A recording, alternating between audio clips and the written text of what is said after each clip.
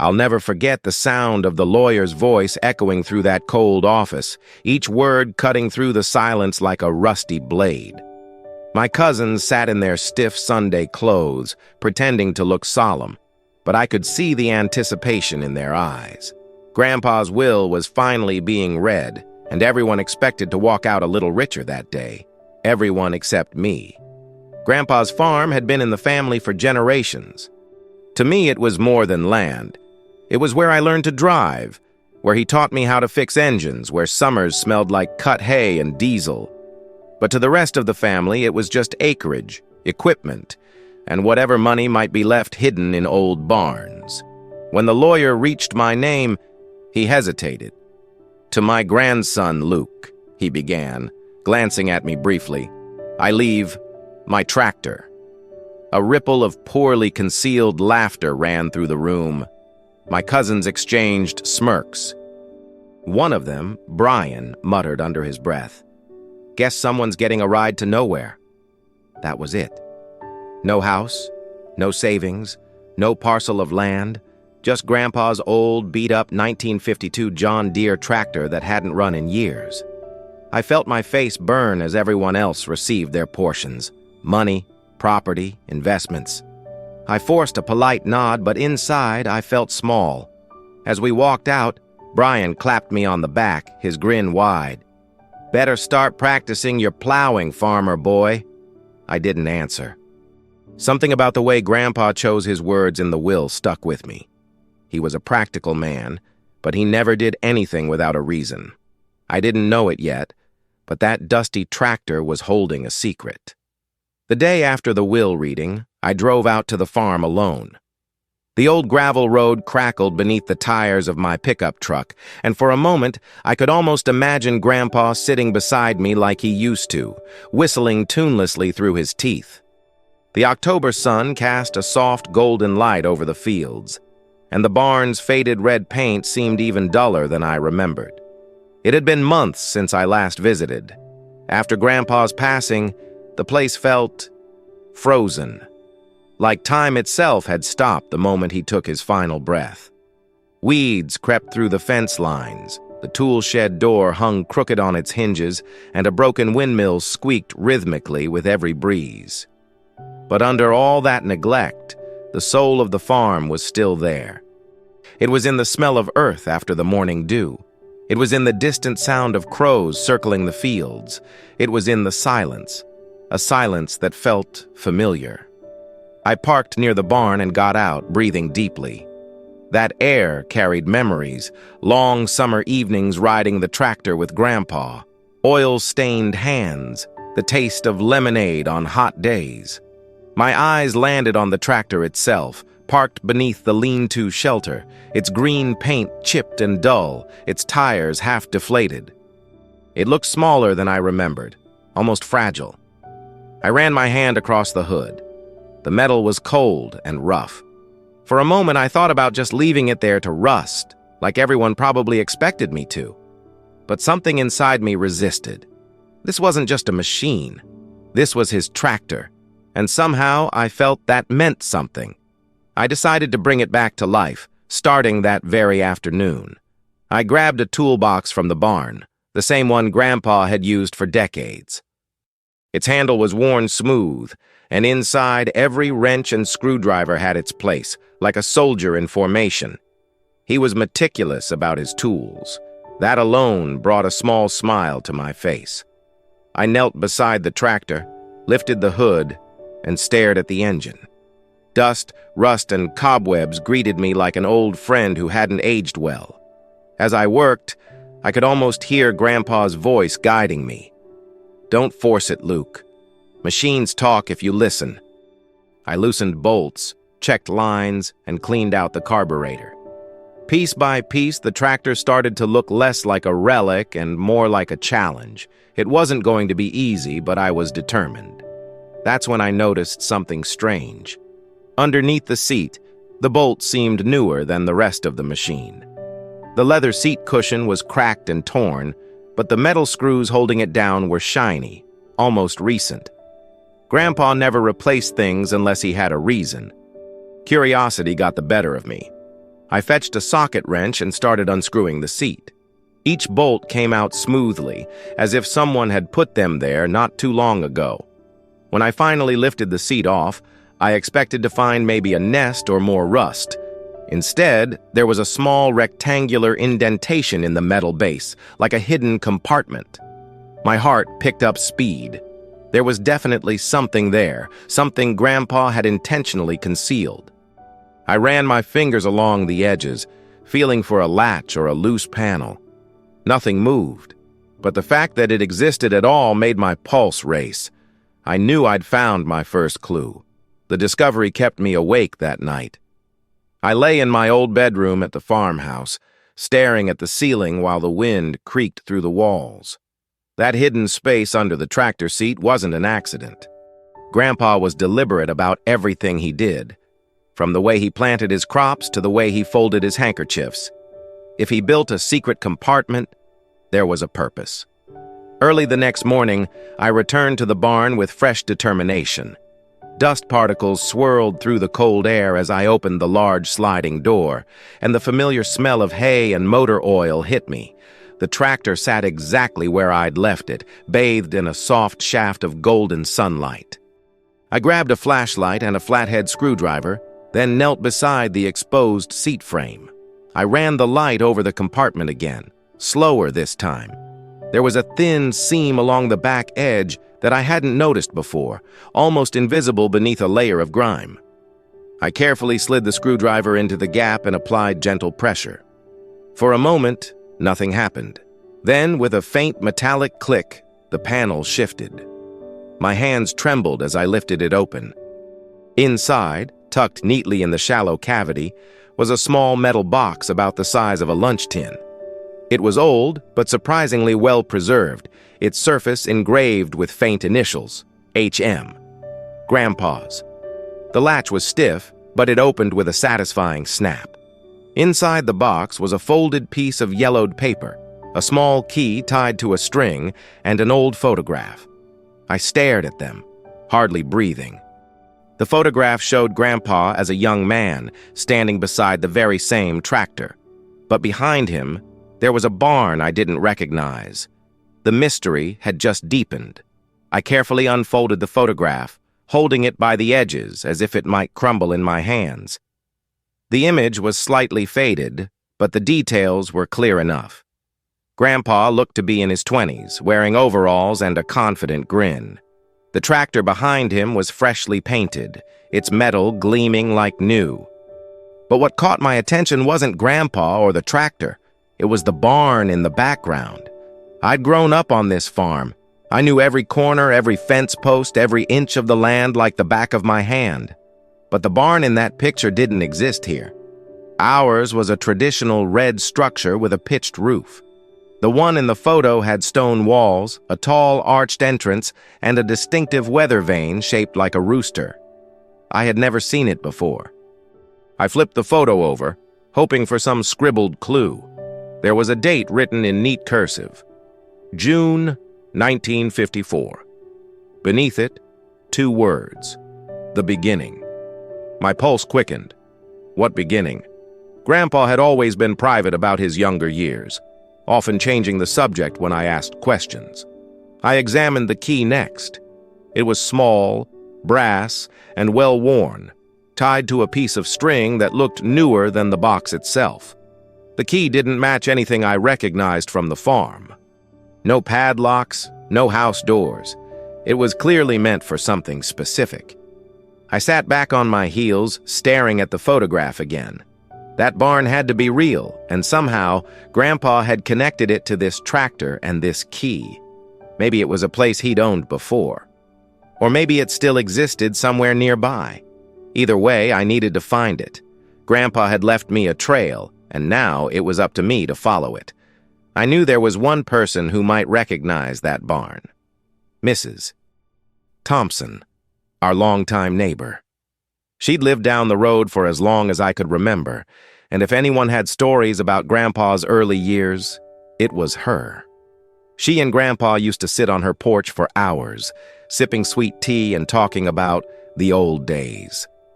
I drove over just as the sun began to dip behind the trees, painting the sky in warm shades of orange and pink.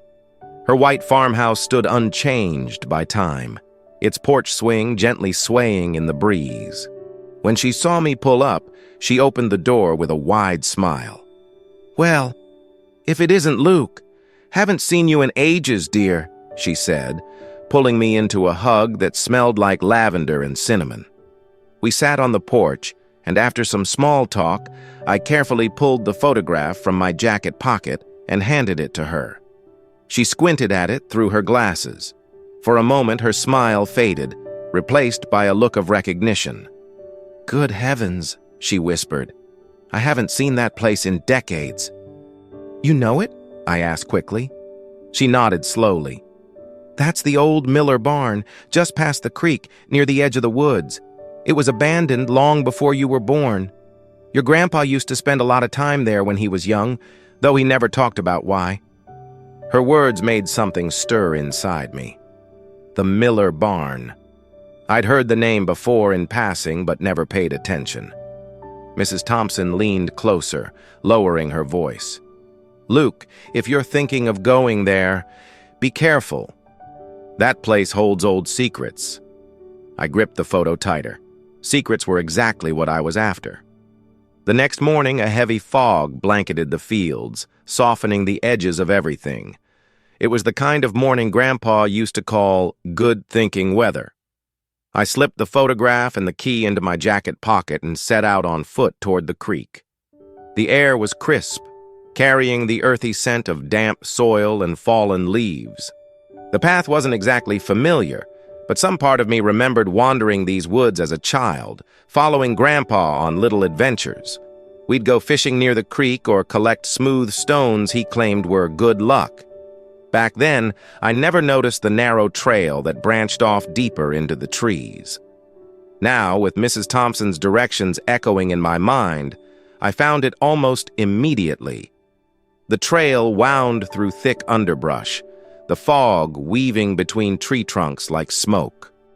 My boots crunched against twigs and wet leaves, and with every step, the air grew quieter, more still. Eventually, the trees parted, revealing a clearing I had never seen before. There it was, the Miller barn. It stood like a ghost from another era, stone walls weathered but solid, a tall arched entrance yawning open, and the rooster-shaped weather vane still perched on top, though rusted and crooked. Vines crept up its sides, and a broken wooden fence surrounded the property like tired sentinels. For a moment, I just stood there, staring. Grandpa had spent time here. This was part of his past that none of us had ever known. I stepped closer, my heart pounding with a mix of anticipation and unease. The barn loomed larger as I approached, and the fog swirled around its base like it was guarding something. Whatever Grandpa hid, I was getting closer to it. The entrance groaned as I pushed it open, the heavy wooden doors resisting like they hadn't been moved in decades. A cool, musty air poured out, carrying the scent of old hay, damp stone, and forgotten time.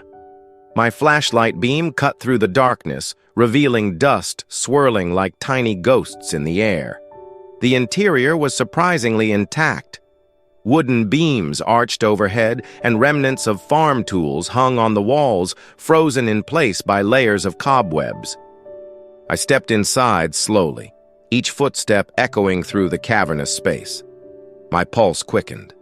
There was something about being here, in this place Grandpa had kept secret, that made the air feel heavier. I passed an old horse stall, a pile of rotted hay, and a rusted plow. Everything was quiet except for the distant dripping of water somewhere deeper within.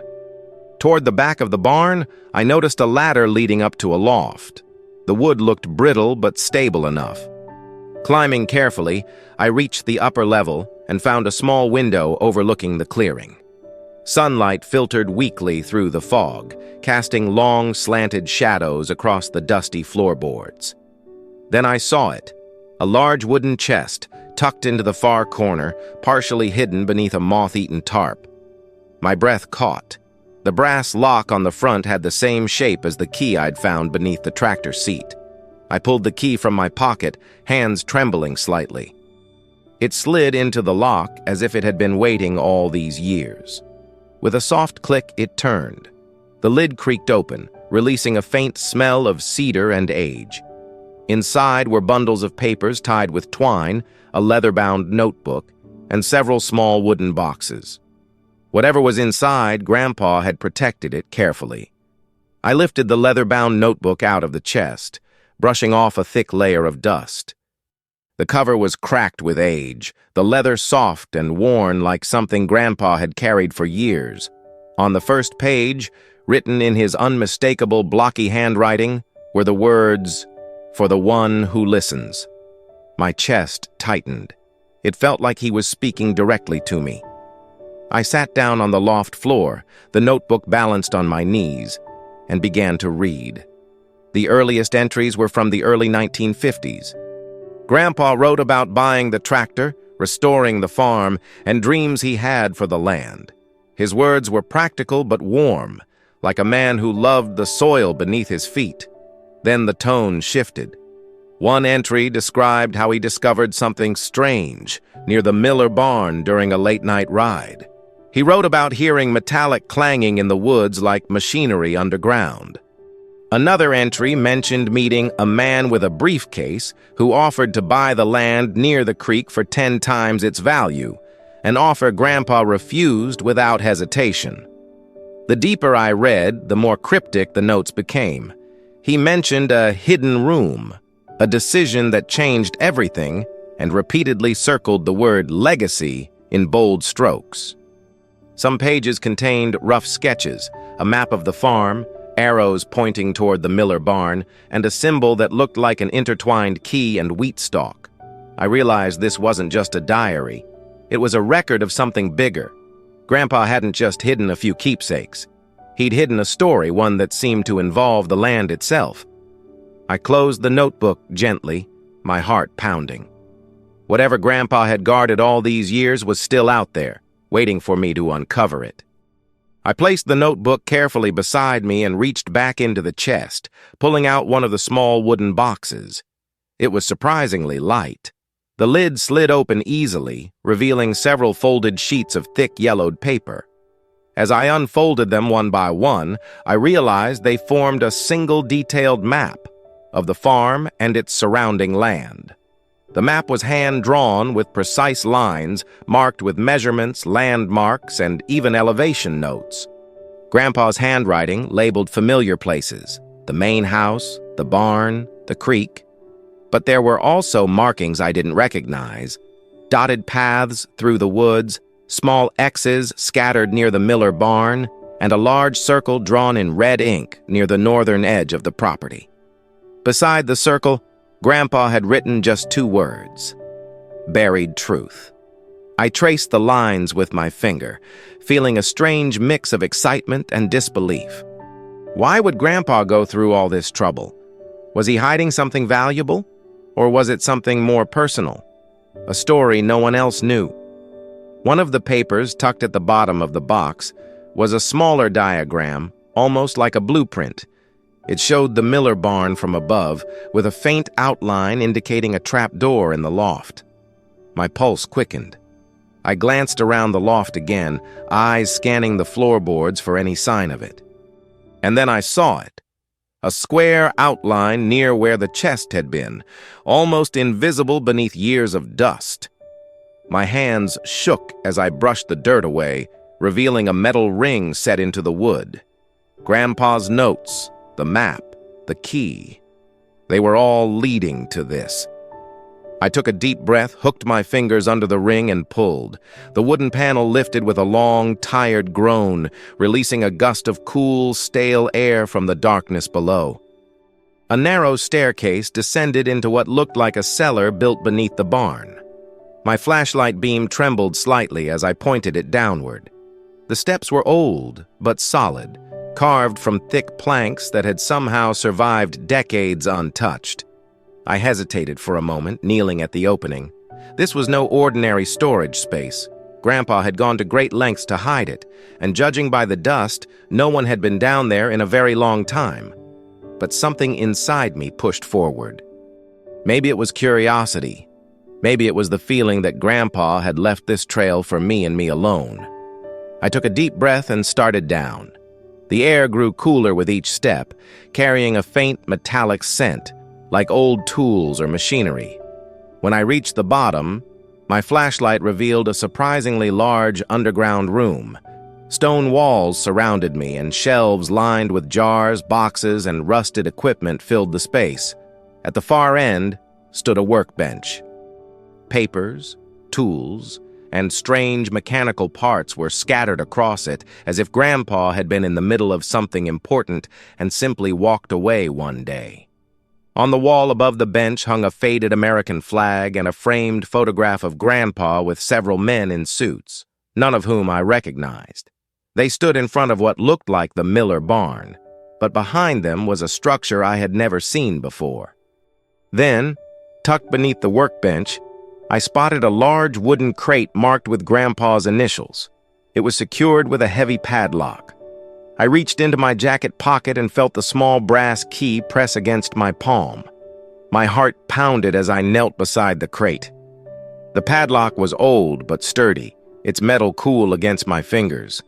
I pulled out the small brass key I'd found beneath the tractor seat, silently praying it would fit. The key slid into the lock as if it had been waiting decades for this moment. With a firm twist, it clicked open. I lifted the lid slowly, the hinges creaking in protest. Inside, wrapped carefully in layers of oilcloth, were stacks of documents, old photographs, and several velvet pouches tied with string. I reached for the top bundle and unwrapped it. My breath caught. It was a collection of official papers stamped with government seals and dated from the early 1950s. Some bore Grandpa's name, others were marked confidential. The photographs showed Grandpa working with a group of men on large underground machinery. Massive steel structures, pipes, and generators filled the background. It wasn't farming equipment. This was something else entirely, something secret. Digging deeper, I opened one of the velvet pouches. Gold coins spilled into my hand, their surfaces gleaming softly under the flashlight. Dozens of them. I stared in disbelief.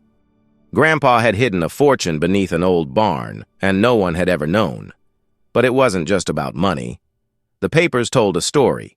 Grandpa had once been involved in a post-war government project conducted on rural land, away from prying eyes. When the project shut down, he'd been paid generously to keep quiet. Instead of spending it, he'd hidden everything: the evidence, the gold, the truth. I sat back on my heels, overwhelmed. The tractor, the key, the notebook, the barn, it had all been part of Grandpa's plan. He hadn't left me nothing. He'd left me everything. I stayed in that underground room for hours, reading through Grandpa's papers and piecing together the story he had protected for so long. It turned out that, after the war, the government had selected several remote farms as sites for experimental energy projects. Grandpa's land was one of them. He had agreed to let them build underground infrastructure near the Miller barn, but only under strict confidentiality. When the project was abruptly shut down, he received payment and materials as compensation, and he chose to bury it all, both literally and figuratively. He never told anyone, not even Grandma. Maybe he feared greed would tear the family apart. Maybe he wanted to make sure that only someone who truly understood the farm, someone who listened, would find it. And in his own quiet, clever way, he had left a trail meant just for me. As I climbed back up through the trapdoor into the fading afternoon light, a strange calm settled over me. The fog had lifted, revealing the barn bathed in golden sunlight.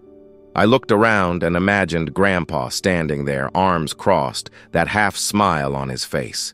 He hadn't just left me money or land. He'd left me a story, a responsibility, and a legacy to protect. Back at the farmhouse that evening, I sat on the porch where Grandpa used to drink his coffee every morning. The key hung from my neck now, warm against my chest. For the first time since the will reading, I didn't feel overlooked. I felt chosen. Grandpa had trusted me to uncover the truth and carry it forward, and I intended to honor that trust. Thank you for listening to my story. Let me know in the comments where you're tuning in from, and don't forget to subscribe for more.